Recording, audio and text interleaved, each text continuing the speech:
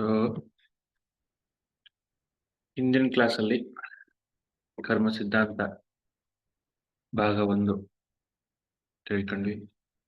ಏನು ಕರ್ಮ ಸಿದ್ಧಾಂತ ಅಂದ್ರೆ, ಹೇಗ್ ಬರುತ್ತೆ, ಯಾರಿಗೆಲ್ಲ ಬರುತ್ತೆ ಅಂತ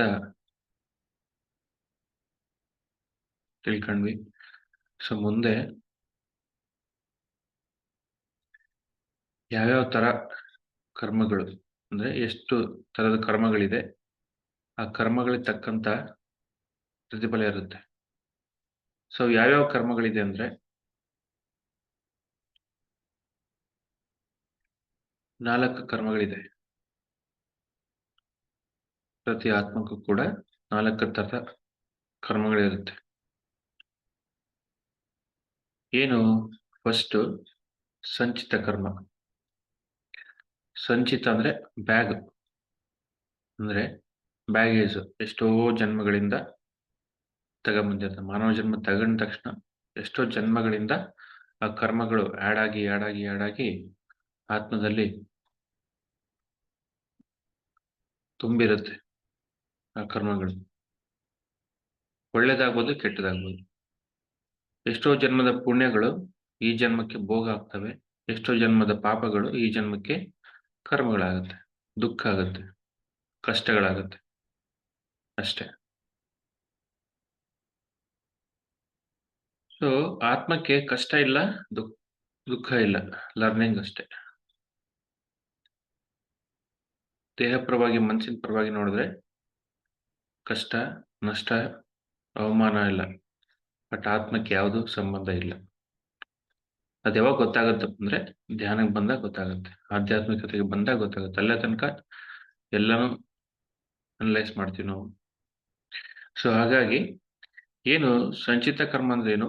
ಬ್ಯಾಗೇಜ್. ಎಲ್ಲಾ ಜನ್ಮಗಳು ಹೇಗಪ್ಪ ಗೊತ್ತಾಗುತ್ತೆ ಅಂದ್ರೆ ಈ ಜನ್ಮ ಸಿದ್ಧಾಂತ, ಪುನರ್ಜನ್ಮ ಸಿದ್ಧಾಂತದಿಂದ ಈ ಒಂದು ಸಂಚಿತ ಕರ್ಮದ ಬಗ್ಗೆ ಗೊತ್ತಾಗುತ್ತೆ. ನಾವು ಯಾವಾಗ ಧ್ಯಾನಕ್ಕೆ ಬರ್ತೀವಿ, ಧ್ಯಾನ ಸಾಧನೆ ಮಾಡ್ತೀವಿ, 3ನೇ ಕಣ್ಣಿಂದ ನೋಡ್ಕೊಂತೀವಿ. ಏನು? ಎಷ್ಟು ಒಳ್ಳೆ ಕೆಲಸ ಮಾಡಿದ್ದೀನಿ, ಎಷ್ಟು ಕೆಟ್ಟ ಕೆಲಸ ಮಾಡಿದ್ದೀನಿ, ಆ ಒಳ್ಳೆ ಕೆಲಸಕ್ಕೆ ಏನು ಪ್ರತಿಫಲ, ಕೆಟ್ಟ ಕೆಲಸಕ್ಕೆ ಏನು ಪ್ರತಿಫಲ ಅಂತ ಎಲ್ಲ ನೋಡ್ಕೊಂತೀವಿ. ಏನೇನಾಯ್ತು ಅಂತ ಎಲ್ಲ ನೋಡ್ಕೊಂತೀವಿ. ನಮ್ಮ ಒಂದು ಹಿಂದೆ ಒಂದು ಭಾಗವತ ಇದೆ, ಒಂದು ದೊಡ್ಡ ಹಿಸ್ಟ್ರಿನೇ ಇದೆ, ಎಷ್ಟೋ ಜನ್ಮದ ಹಿಸ್ಟ್ರಿ ಇದೆ. ಅದನ್ನ ನೋಡ್ಕೊಂತೀವಿ ನಾವು ಧ್ಯಾನ ಕೂತಾಗ 3ನೇ ಕಣ್ಣಿಂದ. ಸೊ ಯಾವಾಗ ನೋಡ್ಕೊಂತೀವಿ ನಮಗೆ ಕ್ಲಾರಿಟಿ ಬರುತ್ತೆ. ಓಹೋ, ಇಷ್ಟೊಂದು ಕರ್ಮಗಳಿದೆಯಾ, ಇಷ್ಟೊಂದು ಕರ್ಮಗಳಿಗೆ ಇಷ್ಟೊಂದು ರಿಸಲ್ಟ್ಗಳ ಅಂತೆಲ್ಲ ನಾವು ನೋಡ್ಕೊಂತೀವಿ. ಇದು ಸಂಚಿತ ಕರ್ಮ. ಇದು ಸೊ ಸಂಚಿತ ಕರ್ಮ ಅಂದ್ರೇನು? ಎಲ್ಲಾ ಜನ್ಮದ ಕರ್ಮಗಳು. ಬಟ್ ನೆಕ್ಸ್ಟ್ ಯಾವುದು? ಪ್ರಾರಬ್ಧ ಕರ್ಮ. ಪ್ರಾರಬ್ಧ ಅಂತ, ಪ್ರಾರಬ್ಧ ಅಂದ್ರೆ ಏನು? ಅಲ್ಲಿ ಸಂಚಿತ ಕರ್ಮದಲ್ಲಿ ಸ್ವಲ್ಪ ಕರ್ಮ ತಗೊಂಡ್ಬರ್ತೀವಿ ನಾವು ಈ ಭೂಮಿ ಬರ್ಬೇಕಾದ್ರೆ, ಸ್ವಲ್ಪ ಕರ್ಮಗಳು. ಯಾಕಂದ್ರೆ ಆತ್ಮ ಏನಾದ್ರೂ ಡಿಸೈಡ್ ಮಾಡ್ಕೋಬಹುದು, ಎಲ್ಲಾ ತಗೊಂಡ್ಬರ್ಬೋದು, ಸ್ವಲ್ಪ ತಗೊಂಡ್ಬರ್ಬೋದು. ಬಟ್ 99% ಸ್ವಲ್ಪ ತಗೊಂಡ್ಬರುತ್ತೆ, 1% ತಗೊಂಡ್ ಬರುತ್ತೆ ನೋಡಿ. ಅಂದ್ರೆ ಒಂದು 20%, 30% ಎಲ್ಲ ಆತ್ಮಕ್ಕೆ ಚಾಯ್ಸ್. ಆ ಏನು ಆಯ್ಕೆ ಮಾಡ್ಕೊಂಡ್ ಬಂದಿರುತ್ತೆ ಆ ಕರ್ಮಗಳು ಕಳಿಯಕ್ಕೆ ಈ ಜನ್ಮ ತಗೊಳುತ್ತೆ. ಏನು? ಆ ನೋವಿನ ಮುಖಾಂತರ ಆಗ್ಬೋದು, ಅಥವಾ ಸುಖ ಆಗ್ಬೋದು, ಹೇಗಾದ್ರೂ ಆಗ್ಬೋದು.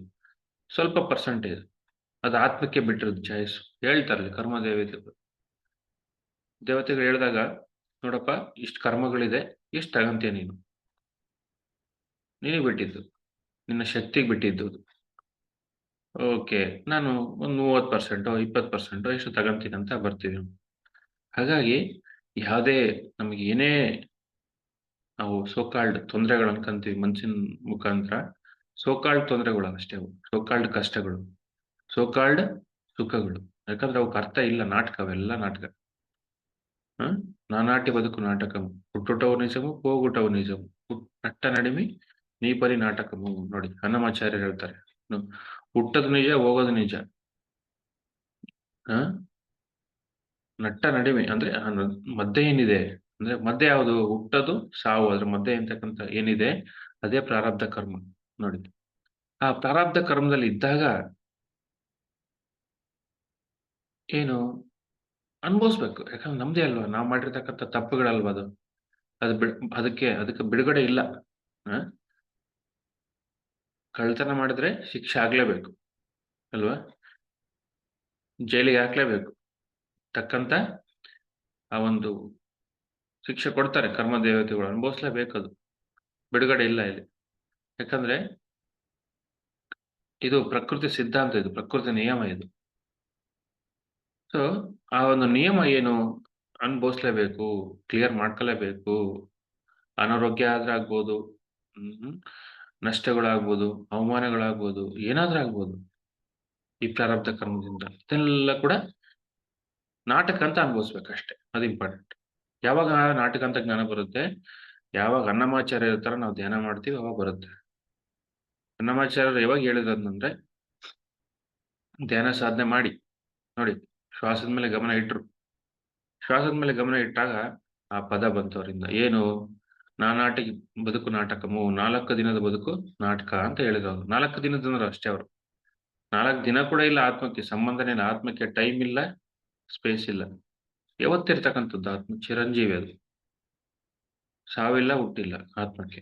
ಸೊ ಆ ಒಂದು ಏನು ಪ್ರಾರಬ್ಧ ಕರ್ಮ ನಾಟಕ ನೋಡಿ, ಆ ಒಂದು ನಾಟಕನ ಒಂದು ಡ್ರಾಮನ ಒಂದೊಂದು ಡ್ರಾಮಾ ಇದೆ, ಒಂದು ನಾಟಕ ಇದೆ, ಒಂದು ಮೂವಿ ಇದೆ. ಓಕೆ, ನಾನು ಮೇಲಿನ ಲೋಕದಲ್ಲಿ ಹೇಳ್ಬಿಟ್ಟು ಬರ್ತೀನಿ, ಒಂದು ಮೂವಿ ಮಾಡ್ಕೊಂಡ್ ಬರ್ತೀನಿ ನಾನು. ರಾಜ್ಕುಮಾರ್ ಎಷ್ಟು ಮೂವಿ ಮಾಡಿದ್ದಾರೆ, 100 ಮೂವಿ ಮಾಡಿದ್ದಾರೆ. ಆ ತರ ಒಂದು ಮೂವಿ ನಾನು ಭೂಮಿ ಬಂದ್ ಮಾಡ್ಕೊಂಡ್ ಬರ್ತೀನಿ. 4 ದಿನ ಆ ಪ್ರಾರಬ್ಧ ಕರ್ಮ ಕಲಿಬೇಕಲ್ಲ. We're all actors. ನೋಡಿ, ನಾವೆಲ್ಲ ಆಕ್ಟರ್ಸ್. ನಾವು ಇಲ್ಲಿ ಆಕ್ಟ್ ಮಾಡಕ್ ಬಂದಿದೀವಿ ಅಂತ ಹೇಳ್ತಾರೆ ವೆಸ್ಟರ್ನ್ ಮಾಸ್ಟರ್. ಇಲ್ಲಿ ಆಕ್ಟ್ ಮಾಡಕ್ ಬಂದಿದೀವಿ ನಾವು. ಸೊ ಆಕ್ಟ್ ಮಾಡ್ಬೇಕು ನಾವು. ಬರ್ತೀವಿ ಇಲ್ಲಿ, ಮತ್ತೆ ಮತ್ತೆ ಹೋಗ್ತೀವಿ. ನೋಡಿ, ವಿ ಕಮ್ ಅಂಡ್ ಡಿಪಾರ್ಟ್ ಅಂದ್ರೆ ಬರ್ತೀವಿ ಇಲ್ಲಿ ಮತ್ತೆ ಹೋಗ್ತೀವಿ. ಎಷ್ಟು ದಿನ ನಾಟಕ ಮುಗಿಯೋ ತನಕ, 4 ದಿನ ನಾಟಕ ಮುಗಿಯೋ ತನಕ, ಆ ಪ್ರಾರಬ್ಧ ಕರ್ಮ ಮುಗಿಯೋ ತನಕ ನಾಟಕ ಮಾಡ್ತೀವಿ. ನೋಡಿ, ಎಲ್ಲ ತನಕ ಆಧ್ಯಾತ್ಮಿಕತೆ ಬರಲ್ಲ, ಅದೇನಾಗುತ್ತೆ ನಾಟಕ ಅನ್ಸಲ್ಲ ಅದು.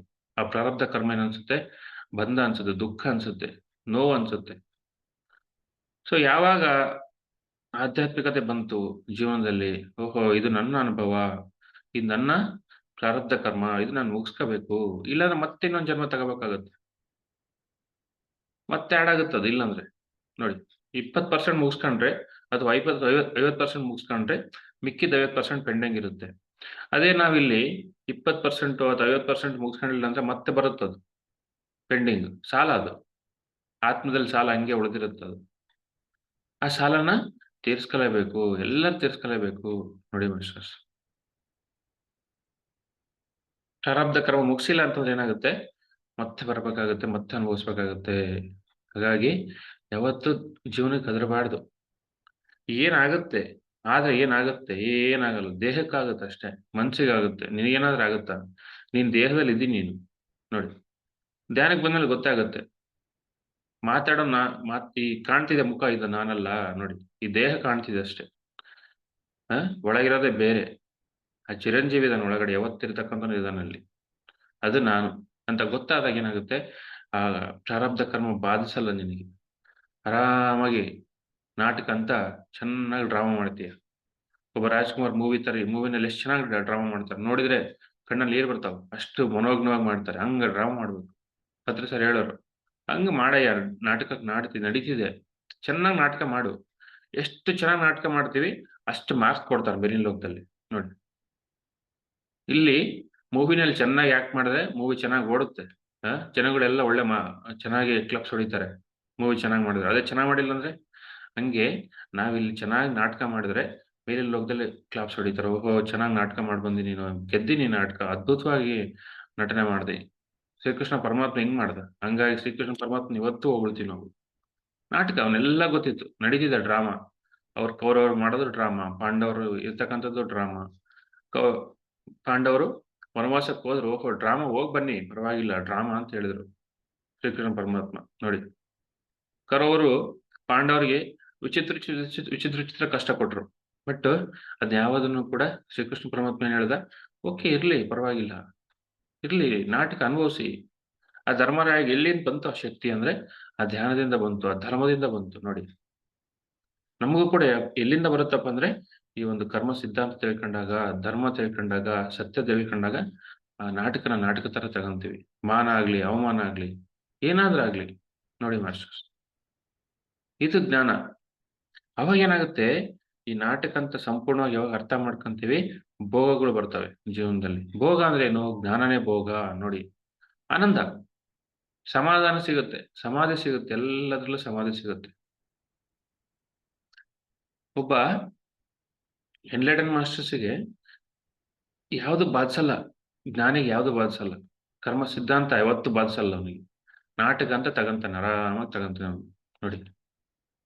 ಹಂಗಾಗಿ ಧ್ಯಾನ, ಜ್ಞಾನ, ಜ್ಞಾನ, ಜ್ಞಾನ, ಜ್ಞಾನ ಯಾಕಪ್ಪ ಬೇಕು ಜ್ಞಾನ ಅಂತಂದ್ರೆ, ಈ ಒಂದು ಎಲ್ಲ ವಿಷಯಗಳನ್ನ ಚೆನ್ನಾಗಿ ಆ ರೂಢಿಸ್ಕೊಳಕ್ಕೆ.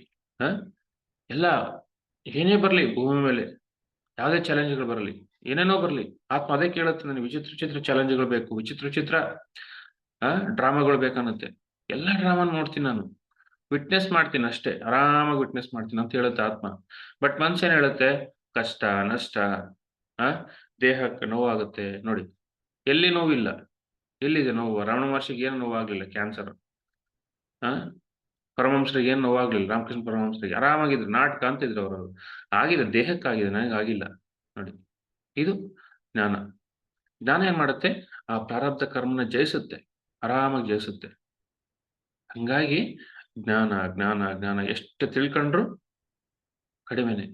ಯಾಕಂದ್ರೆ ಅಷ್ಟು ಬೇಕು ಆತ್ಮಕ್ಕೆ ಜ್ಞಾನ ಅಂತಕ್ಕಂಥದ್ದು. ಅದೆಲ್ಲ ಕಲಿಬೇಕಲ್ಲ. ಇನ್ನು ಮಿಕ್ಕಿದ್ದು 50% ಕರ್ಮ ಕಳ್ಕೊಂಡಿದ್ದೀನಿ ಈ ಜನ್ಮ, ಇನ್ನು ಮಿಕ್ಕಿದ 50% ನಾನು ಕಲಿಬೇಕಲ್ಲ ನೆಕ್ಸ್ಟ್ ಜನ್ಮಕ್ಕೂ, ಅದಕ್ಕೂ ಬೇಕು ಜ್ಞಾನ ನನಗೆ ನೋಡಿ. ಹಂಗಾಗಿ 24/7 ಜ್ಞಾನ, ಬುಕ್ಸು, ಸ್ವಾಧ್ಯಾಯ ನೋಡಿ ಬೇಕು. ಈ ಪ್ರಾರಬ್ಧ ಕರ್ಮನ ಜಯಿಸ್ಬೇಕಲ್ಲ. ಹಾಗಾಗಿ ಮಾಸ್ಟರ್ಸ್, ಜ್ಞಾನನೇ ಮಹಾ ದೊಡ್ಡ ವಿಷಯ. ಜ್ಞಾನಕ್ಕಿಂತ ಮಿಗಿಲಾದ ಯಾವುದೂ ಇಲ್ಲ. ಸೊ ಸಂಚಿತ ಕರ್ಮ ಗೊತ್ತಾಯ್ತು, ಪ್ರಾರಬ್ಧ ಕರ್ಮ ಗೊತ್ತಾಯ್ತು. ನೆಕ್ಸ್ಟ್ ಯಾವ ಕರ್ಮ? ಆಗಮ ಕರ್ಮ ನೋಡಿ. ಆಗಮ ಕರ್ಮ ಅಂದ್ರೆ ಏನು? ಈ ಜನ್ಮದಲ್ಲಿ ನಾವು ಮಾಡಿರ್ತಕ್ಕಂಥ ಕೆಲಸಗಳ ರಿಸಲ್ಟ್ ಇರುತ್ತೆ. ಫಾರ್ ಎಕ್ಸಾಂಪಲ್, ನಾವು ಸ್ಕೂಲಿಗೆ ಹೋಗ್ತೀವಿ, 1 ವರ್ಷ ಎಲ್ಲ ಓದಿ ಒಂದು ಎಕ್ಸಾಮ್ ಬರೀತೀವಿ. ಆ 1 ವರ್ಷದ್ದು ಏನು ಲರ್ನಿಂಗು, ಆ ಎಕ್ಸಾಮ್ ಬರೆದು ರಿಸಲ್ಟ್ ಬರುತ್ತೆ. ಇದು ಆಗಮ ಕರ್ಮ ನೋಡಿ. ಅಂದ್ರೆ ನಾನು ಒಂದು ಗೋಲ್ ಇಟ್ಕೊಂಡಿದ್ದೀನಿ, ಆ ಗೋಲಿಗೆ ತಕ್ಕಂತ ಕರ್ಮ ಮಾಡ್ತೀನಿ ನಾನು. ನನಗೆ ಧ್ಯಾನ ಮೈಸೂರು ಬೇಕು ಅಂದ್ರೆ ಕಷ್ಟ ಪಡ್ಬೇಕು, ಕರ್ಮ ಮಾಡ್ಬೇಕು. ಸೋಮಾರಿ ತರ ಕೂತ್ಕೊಂಡ್ರೆ ಧ್ಯಾನ ಮೈಸೂರು ಆಗುತ್ತಾ? ಆಗಲ್ಲ ಅಲ್ವಾ? ನನಗೆ ಆ ಒಬ್ಬ ಪತ್ರಿಕೆ ತರ ಜ್ಞಾನ ಬೇಕು ನನಗೆ. ಅಷ್ಟು ಜ್ಞಾನ ಬೇಕಂದ್ರೆ ಸುಮ್ನೆ ಕೂತ್ರೆ ಆಗಲ್ಲ, ಕರ್ಮ ಮಾಡ್ಬೇಕು. ಭಗವದ್ಗೀತೆ ಏನ್ ಹೇಳುತ್ತೆ, ಕರ್ಮ ಮಾಡು, ನೀನ್ ರಾಜ ಆದ್ರೂ ಕೂಡ ಕರ್ಮ ಮಾಡು, ಕರ್ಮ ಇದ್ದಿದ್ದೆ, ಕರ್ಮ ಮಾಡಬೇಕು. ಕರ್ಮ ಆತ್ಮನ ಏನ್ ಮಾಡುತ್ತೆ, ಪರಿಪೂರ್ಣತೆಗೆ ತಗೊಂಡೋಗುತ್ತೆ. ಸೊ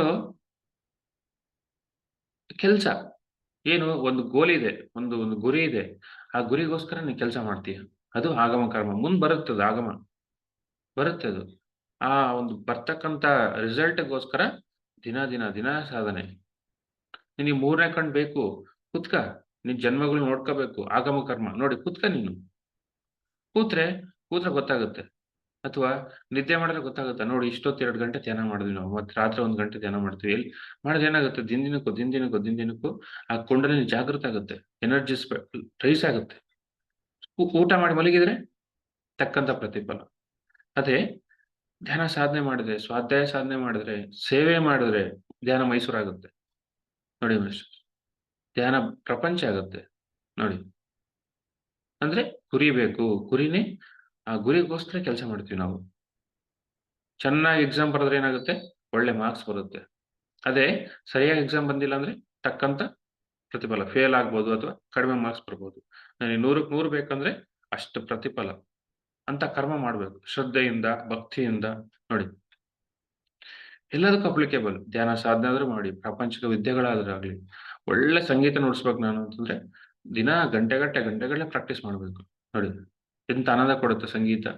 ಯಾವ್ದೇ ವಿದ್ಯೆ ಆಗ್ಲಿ ಮಾಸ್ಟರ್ಸ್. ಆಗಮ ಕರ್ಮ ನೋಡಿ, ಕೊಡುತ್ತೆ, ರಿಸಲ್ಟ್ ಬರುತ್ತೆ. ಯಾವ ತರ ಕಷ್ಟಪಡ್ತೀವಿ, ಯಾವ ತರ ವರ್ಕ್ ಮಾಡ್ತೀವಿ, ಅದೇ ತರ ರಿಸಲ್ಟ್. ಎಲ್ಲದಕ್ಕೂ ಅಷ್ಟೇನೆ ನೋಡಿ. ಸೊ ಹಾಗಾಗಿ ಆಗಮ ಕರ್ಮ ಇದೆ. ಪ್ರತಿಯೊಂದು ಕರ್ಮಕ್ಕೆ ತಕ್ಕಂತ ರಿಸಲ್ಟ್ ಇದ್ದೇ ಇದೆ.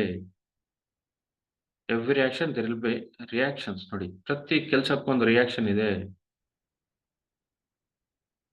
ಒಳ್ಳೆ ಮಾತಾಡು, ಚೆನ್ನಾಗಿ ಆನಂದ ಆಗುತ್ತೆ. ಜಾಸ್ತಿ ಮಾತಾಡ್ಬೇಡ, ಎಷ್ಟು ಬೇಕು ಅಷ್ಟೇ ಮಾತಾಡು. ನಿನ್ ಮಾತಲ್ಲೂ ಶಕ್ತಿ ಇರುತ್ತೆ. ಅದೇ ಪಂಡಿತನ ತರ ಗಂಟೆಗಟ್ಟಲೆ ಸ್ಪೀಚ್ ಕೊಟ್ರೆ ಶಕ್ತಿ ಎಲ್ಲ ವ್ಯರ್ಥ ಆಯ್ತು. ಸ್ವಲ್ಪ ಏನೋ ಚೆನ್ನಾಗಿರುತ್ತೆ, ನೆಕ್ಸ್ಟ್ ಬೋರ್ ಆಗುತ್ತೆ. ನೋಡಿ, ಆಗಮ ಕರ್ಮ. ನಿನ್ನ ಮಾತು ಎಲ್ರಿಗೂ ಖುಷಿ ತರ್ಬೇಕಂದ್ರೆ ಎಷ್ಟು ಬೇಕಷ್ಟೇ. ನೋಡಿ ಮಾಸ್ಟರ್ಸ್, ಪತ್ರಿ ಸರ್ 3 ಗಂಟೆ ಧ್ಯಾನ ಮಾಡಿಸಿ 10 ನಿಮಿಷ ಮಾತಾಡ್ತಿದ್ರು. 3 ಗಂಟೆ ಮಾತಾಡ್ತಿರ್ಲಿಲ್ಲ, 10 ನಿಮಿಷ ಮಾತಾಡ್ತಿದ್ರು. ಅಂದ್ರೆ ಆ ಮಾತಲ್ಲಿ 10 ನಿಮಿಷದಲ್ಲಿ ಪ್ರತಿ ಪದದಲ್ಲಿ ಅಷ್ಟ್ ಶಕ್ತಿ ಇರ್ತಿತ್ತು. ನೋಡಿ, ಯಾಕೆ ಅಂದ್ರೆ 3 ಗಂಟೆ ಮಾತಾಡಿದ್ರೆ ಎಲ್ಲರೂ ಶಿಷ್ಯಂದ್ರಾಗ್ಬಿಡ್ತಾರೆ, ಸಾಧನೆ ಮಾಡಲ್ಲ. ಅವರ ಅವರ ವಿಷಯ ಅವ್ರಿಗೆ ಗೊತ್ತಾಗಲ್ಲ, ತಾವೇನಂತ ಗೊತ್ತಾಗಲ್ಲ. ಅದೇ 10 ನಿಮಿಷ ಮಾತಾಡಿದ್ರೆ ಏನಾಗುತ್ತೆ, ತಾವೇನಂತ ಗೊತ್ತಾಗುತ್ತೆ. ನೋಡಿ ಮಾಸ್ಟರ್ಸ್, 3 ಗಂಟೆ ಧ್ಯಾನ ಮಾಡಿದ್ರೆ ತಮ್ಮ ಜೊತೆ ತಾವಿರ್ತಾರೆ. 10 ನಿಮಿಷದಲ್ಲಿ ಆ ಮಾತಲ್ಲಿ ಎಲ್ಲ ಗೊತ್ತಾಗ್ಬಿಡುತ್ತೆ. ಅಂದ್ರೆ ಆ ಮಾತು ಚೆನ್ನಾಗಿ ಹೋಗುತ್ತೆ. ಧ್ಯಾನ ಸಾಧನೆ ಮಾಡಿಸಿದ್ರೆ ಪ್ರತಿ ಪದದಲ್ಲಿ ಎಷ್ಟು ಆಳ ಇದೆ ಅಂತ ಗೊತ್ತಾಗುತ್ತೆ. ನೋಡಿ, ಹಂಗಾಗಿ ಅಷ್ಟ್ ಮಾತಾಡ್ತಿದ್ರು. ಇದು ಆಗಮ ಕರ್ಮ ನೋಡಿ. ಅಂದ್ರೆ ಒಂದು ಜ್ಞಾನ ಬೇಕು. ಆ ಜ್ಞಾನಕ್ಕೋಸ್ಕರ ಎಷ್ಟ್ ಹೇಳ್ಬೇಕು ಅಷ್ಟ್ ಹೇಳ್ಬೇಕು. ನೋಡಿ, ಅಂದ್ರೆ ಪ್ರತಿ ಕರ್ಮಕ್ಕೂ ಕೂಡ ರಿಸಲ್ಟ್ ಇದೆ. ಇದು ಇಂಪಾರ್ಟೆಂಟ್, ಆಗಮ ಕರ್ಮ. ಸೊ ನೆಕ್ಸ್ಟ್ ಇನ್ನೊಂದು ಕರ್ಮ ಇದೆ, ಕ್ರಿಯಾಮಣಿ ಕರ್ಮ. ನೋಡಿ, ಕ್ರಿಯಾಮಣಿ ಕರ್ಮ ಫಸ್ಟ್ ಯಾವುದು? ಸಂಚಿತ ಕರ್ಮ, ಪ್ರಾರಬ್ಧ ಕರ್ಮ, ಆಗಮ ಕರ್ಮ. 4ನೇದು ಕ್ರಿಯಾಮಣಿ ಕರ್ಮ. ಅಂದ್ರೆ ಏನು? ಕ್ರಿಯೆ, ಕೆಲಸ. ಪ್ರತಿಯೊಂದು ಕೆಲಸನೂ ಕೂಡ ಒಂದು ಕರ್ಮ. ನೋಡಿ, ಏನೇ ಮಾಡು, ಒಂದು ಮಾತಾಡು, ಆ ಒಂದು ಒಳ್ಳೆ ಪ್ರಕೃತಿ ಇದೆ ನೋಡು, ಆ ಕ್ಷಣದಲ್ಲಿ ಕ್ರಿಯಾಮಣಿ ಅಂದ್ರೆ ಏನು?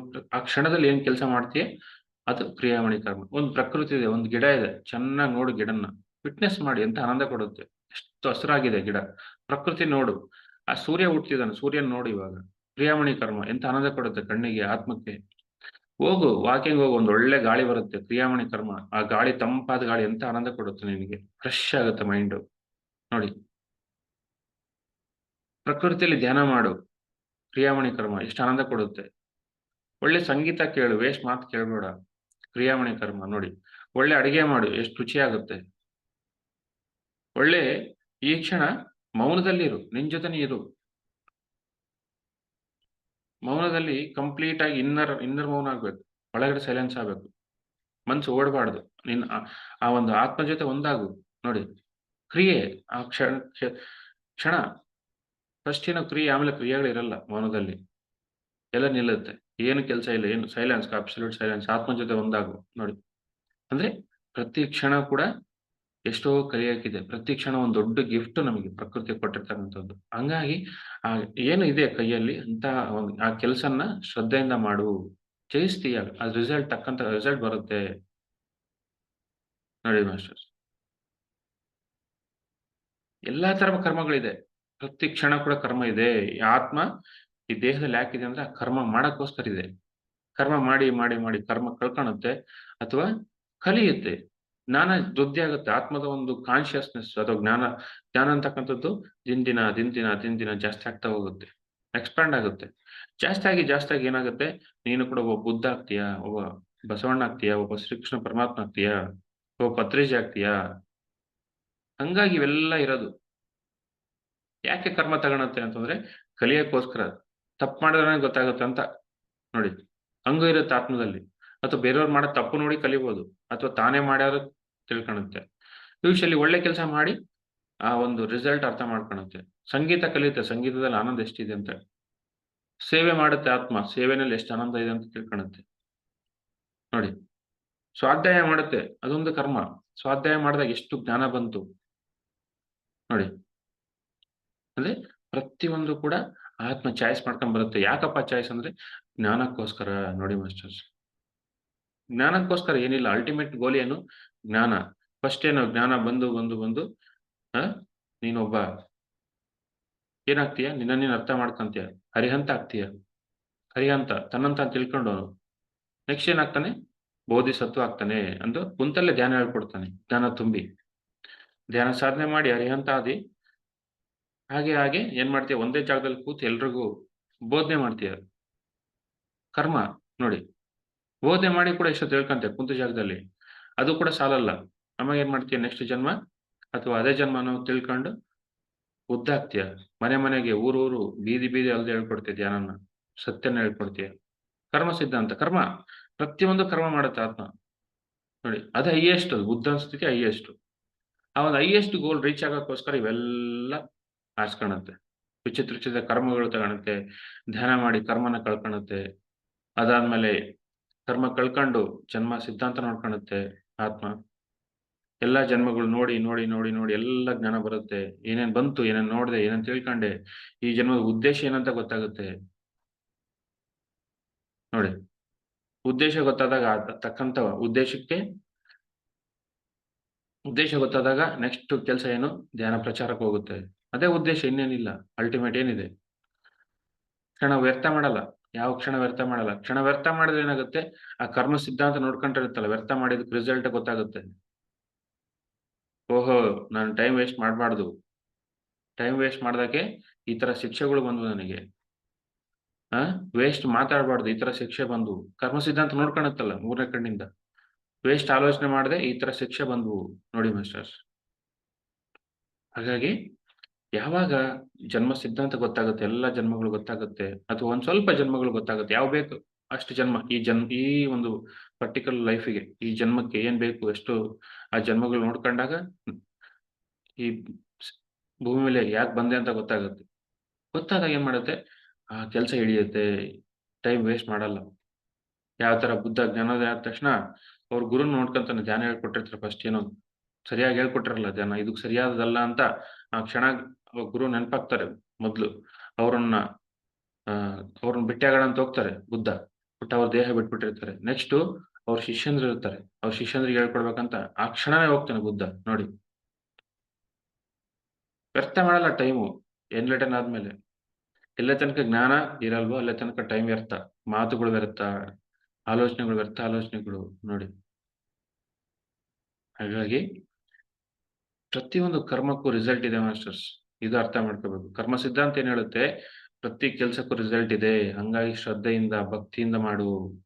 ಒಂದು ಅಡಿಗೆ ಮಾಡ್ತೀಯ, ಭಕ್ತಿಯಿಂದ ಮಾಡು. ಒಂದು ಸೇವೆ ಮಾಡ್ತೀಯ, ಭಕ್ತಿಯಿಂದ ಮಾಡು. ಒಂದು ಪಾಂಪ್ಲೆಂಟ್ ಕೊಡ್ತೀಯ, ಭಕ್ತಿಯಿಂದ ಮಾಡು. ಅದ್ ತಕ್ಕಂತ ಪ್ರತಿಫಲ ಇದ್ದೇ ಇರುತ್ತೆ. ಪ್ರತಿಯೊಂದು ಸೀಡ್ ಹಾಕ್ತಿವಿ ನಾವು. ಪ್ರತಿಯೊಂದು ಕೆಲಸದಲ್ಲೂ ಕೂಡ ಬೀಜ ಬಿತ್ತೀವಿ ನಾವು. ಆ ಬೀಜ ಮೊಳಕೆ ಹೊಡೆದು ವೃಕ್ಷ ಆಗೇ ಆಗುತ್ತೆ. ಯಾಕಂದ್ರೆ ಪ್ರತಿಯೊಂದು ಎನರ್ಜಿನೇ. ಕರ್ಮ ಎಲ್ಲಿಂದ ಮಾಡ್ತೀವಿ? ಆ ಒಂದು ಆತ್ಮಶಕ್ತಿಯಿಂದ ಮಾಡ್ತೀವಿ ನಾವು. ಆತ್ಮಶಕ್ತಿಯಿಂದ ಮಾಡಿದಾಗ ಏನಾಗುತ್ತೆ? ಮ್ಯಾನಿಫೆಸ್ಟ್ ಆಗುತ್ತದು. ಹಂಗಾಗಿ ಯಾವುದು ವೇಸ್ಟ್ ಅಲ್ಲ. ರಿಸಲ್ಟ್ ಇವತ್ತು ನೋಡ್ಬೋದು, ಇನ್ನೊಂದು ವರ್ಷ ಬಿಟ್ಟು ನೋಡ್ಬೋದು. ರಿಸಲ್ಟ್ ಇದ್ದೇ ಇರುತ್ತೆ ಯಾವತ್ತಾದ್ರೂ. ಆ ರಿಸಲ್ಟ್‌ಗೋಸ್ಕರ ತಲೆ ಕೆಡಿಸ್ಕೊಬೇಡ. ನಿನ್ ಕೆಲಸ ಏನು? ಕರ್ಮ ಮಾಡು. ಕರ್ಮಣ್ಯವಾಧಿಕಾರಸ್ತೆ ಮಾ ಫಲೇಷು ಕದಾಚರ. ನೋಡಿ, ನಿನ್ ಕರ್ಮ ಮಾಡಕ್ಕೆ ಅಧಿಕಾರ ಇದೆ. ರಿಸಲ್ಟ್ ಬಗ್ಗೆ ಮಾತಾಡಂಗಿಲ್ಲ ನೀನು. ಮಾಡು ಕೆಲಸ, ಸುಮ್ನೆ ಮಾಡು. ಆರಾಮಾಗಿ ಕೆಲಸ ಮಾಡು. ರಿಸಲ್ಟ್ ನೋಡಿದ್ರೆ ದುಃಖ ಬರುತ್ತೆ. ಅನಲೈಸಿಸ್ ಮಾಡ್ಬೇಡ. ಕೊಡು, ಪಾಂಪ್ಲೆಂಟ್ ಕೊಡು, ಆರಾಮಾಗಿ ಕೊಡು. ನೀನ್ ಅನಲೈಸ್ ಮಾಡ್ಬೇಡ. ಅವರು ಧ್ಯಾನ ಮಾಡ್ತಾರೋ, ತಗೊಂಡೋಗಿ ಬಿಸಾಕ್ತಾರೋ, ಏನಾದ್ರೂ ಮಾಡ್ಲಿ. ನಿನ್ ಕೆಲಸ ಏನಪ್ಪಾ? ಕೊಡ್ಬೇಕನ್ನಿಸ್ತಾ ಆ ಮೊಮೆಂಟಿಗೆ ಕೊಡು ಅಷ್ಟೇ. ನಿನಗೆ ರಿಸಲ್ಟಿಗೆ ಅಧಿಕಾರ ಇಲ್ಲ. ಮಾತಾಡಂಗಿಲ್ಲ. ರಿಸಲ್ಟ್ ಬಗ್ಗೆ ಮಾತಾಡಿದ್ರೆ ದುಃಖ ತಂದ್ಕಂತೀಯ. ರಿಸಲ್ಟ್ ಅನ್ನಕ್ಕೆ ನಿನ್ ಕೈಲಿ ಇಲ್ಲ. ಅವ್ರ ಸ್ವೇಚ್ಛೆ ಅವ್ರದ್ದು. ಅವ್ನಿಗೆ ಇವಾಗೇನೋ ತಗೋಬೇಕನ್ಸುತ್ತೆ. ಆಮೇಲೆ ಧ್ಯಾನ ಮಾಡ್ತಾನೋ ಬಿಡ್ತಾನೋ ಅವನಿಗೆ ಬಿಟ್ಟಿದ್ದು. ನಿನ್ ಕೆಲ್ಸ ಏನು? ಕಾಂಪ್ಲೇಂಟ್ ಕೊಡೋ ತನಕ ನಿನ್ ಕೆಲ್ಸ. ನಿನ್ ಕೆಲ್ಸ ಕರ್ಮ ಮುಗೀತು ಅಷ್ಟೇ. ಎಲ್ಲಾ ಕಡೆ ಅಪ್ಲಿಕೇಬಲ್ ಆಗುತ್ತೆ ಇದು. ನೋಡಿ ಮಾಸ್ಟರ್ಸ್. ಸೊ ಕರ್ಮ ಎಲ್ಲರಿಗೂ ಇದೆ ತಿಳ್ಕೊಳ್ಳಿ. ಪ್ರತಿ ಕೆಲ್ಸ ಕೂಡ ತಕ್ಕಂತ ಪ್ರತಿಫಲ ಇರುತ್ತೆ. ಇವತ್ತೆಲ್ಲ ನಾಳೆ ಇದ್ದೇ ಇರುತ್ತೆ ಅದು. ಪಾಂಪ್ಲೆಂಟ್ ಕೊಟ್ಟಾಗ ಅವನಿಗೇನೋ ಬೇಡ ಅನ್ಸ್ಬೋದು. ಇನ್ನೊಬ್ಬನ ಮೇಲಿನ ಲೋಕಕ್ಕೆ ಹೋದಾಗ ಅಲ್ಲಿ ಮಾಸ್ಟರ್ಸ್ ಹೇಳ್ತಾರೆ, ಏನ್ ಮಾಡಿದೆ ನೀನು? ಯಾರೊಬ್ಬ ಪುಣ್ಯಾತ್ಮ ಧ್ಯಾನ ಹೇಳ್ದ ಕೇಳಲಿಲ್ಲ. ಅಲ್ಲೋಗಿ ಅಳ್ತಾರೆ ಅಲ್ಲಿ ಮೇಲಿನ ಲೋಕದಲ್ಲಿ. ಅವ್ನು ಮಾಡಿರ್ತಕ್ಕಂಥ ತಪ್ಪುಗಳೆಲ್ಲ. ನೀನ್ ಅಳೋದ್ ಬೇಕಿರ್ಲಿಲ್ಲ. ಧ್ಯಾನ ಮಾಡಿದ್ರೆ ಅಳದೆ ಆರಾಮಾಗಿರ್ಬೋದಿತ್ತಲ್ಲ ಇವಾಗ ಅಂತ ಹೇಳ್ತಾರಲ್ಲಿ. ಅಲ್ಲಿ ಪಾಂಪ್ಲೆಟ್ ಕೊಟ್ಟಾಗ ನೀನೇನ್ ಮಾಡ್ದಿ? ಬಿಸಾಕ್ದಿ ಅದನ್ನ. ಹಂಗಾಗಿ ಅಳ್ತಿದ್ಯಾ ಇವಾಗ? ನೋಡಿ. ಅಂದ್ರೆ ಇವೆಲ್ಲ ಎಲ್ಲರಿಗೂ ಅಪ್ಲಿಕೇಬಲ್. ಅಂದ್ರೆ ಆತ್ಮ ಅಜ್ಞಾನ ಇದೆ. ಅಜ್ಞಾನ ಇದ್ದಾಗ ಕಿವಿ ಕೇಳ್ಸಲ್ಲ ಅದು. ಹಂಗಾಗಿ ನೋಡಿ, ನಮಗೂ ಕೂಡ ಧ್ಯಾನ ಮಾಡ್ತಿರ್ತೀವಿ. ಎಷ್ಟೋ ಸತಿ ಈ ಜನರು ಟೆಸ್ಟ್ ಮಾಡ್ತಾ ಇರ್ತಾರೆ ನಮ್ನ. ಅದಕ್ಕೆ ದಾಸರಾಗ್ಬಾರ್ದು. ಅದಕ್ಕೆ ನಾವು ಫೇಲ್ ಆಗ್ಬಾರ್ದು. ಪಾಸ್ ಆಗ್ಬೇಕು. ಸಂಸಾರದಲ್ಲಿ ಟೆಸ್ಟ್‌ಗಳು ಬರ್ತಿರ್ತವೆ. ಸಮಾಜದಲ್ಲಿ ಬರ್ತವೆ. ಮಾನ, ಅವಮಾನಗಳು ಬರ್ತಿರ್ತವೆ. ಎಲ್ಲದನ್ನು ಗೆಲ್ಬೇಕು. ಎಲ್ಲ ಕರ್ಮಗಳನ್ನ ಗೆಲ್ಬೇಕು. ನೋಡಿ. ಗೆದ್ದಾಗ ಏನಾಗುತ್ತೆ?